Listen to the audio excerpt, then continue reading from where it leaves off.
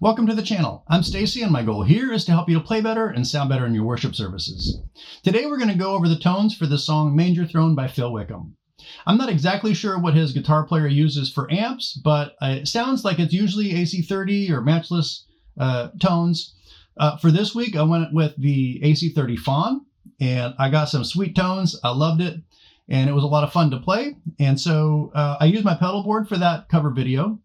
And on the HX Stomp, the signal chain is the effects loop with the Jet, Eternity, and Revelation. And then I have a noise gate to kill the hiss that comes off of that loop. And then we're going into 2 amps. Both of them are AC30 Fawns. I've got one set a bit hotter than the other. And then I have a simple EQ at the end, and I'm bumping the low gain at 1 decibel, the holy mid-range, which is 777 hertz, at 1.5 decibels. And then the high gain, I'm bumping at 2.5. And it just kind of helps to fill out the body of the tone with that low bump, and then give it a little bit of crisp top end with that high gain. On the board, I ran my compressor, and I had to turn the sustain down a little bit. It seemed to be compressing quite a bit right off the bat with my normal setting, so I turned that down, bumped the level a little bit just to get me back to unity. And then I ran my carbon, and also this I ran with a lower gain setting than normal. I've got the level just below noon. The gain is just above 9 o'clock, maybe close to 10, 9:45. And I've got that always on. And then there's a bridge build near the end of the song and then a final chorus. And for that, I kicked on the ODR-1.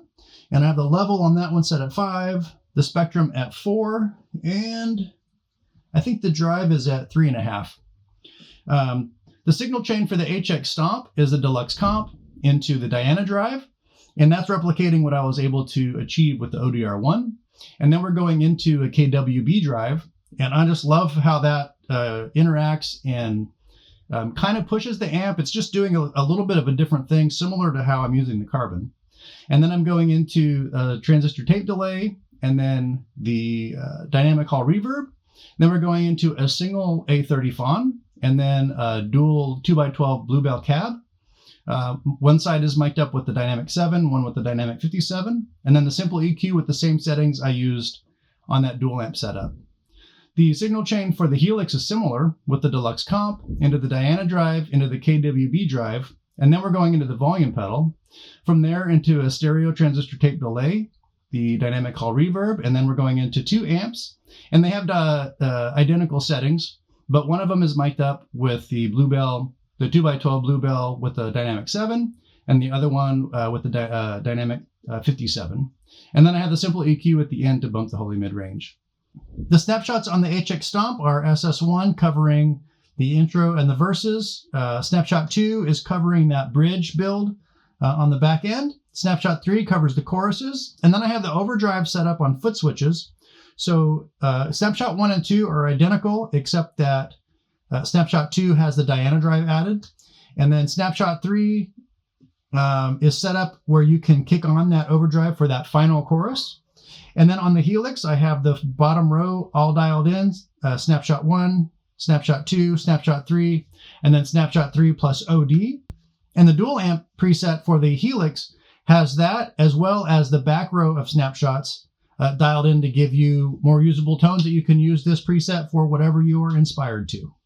I'll be running through the preset with the Gretsch, with my Epiphone Les Paul, and with my Strat. All right, let's hear it.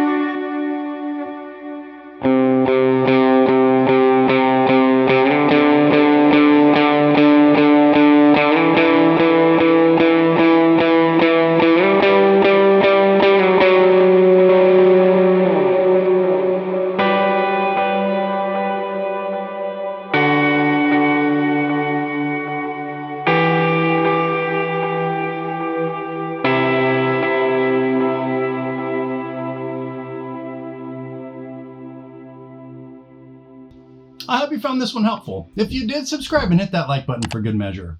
If you'd like the resources for this song, you'll find them at a link in the description box below. There are a handful of downloads free for you in there as well. All right, I hope you have a great week, and I'll see you in the next one.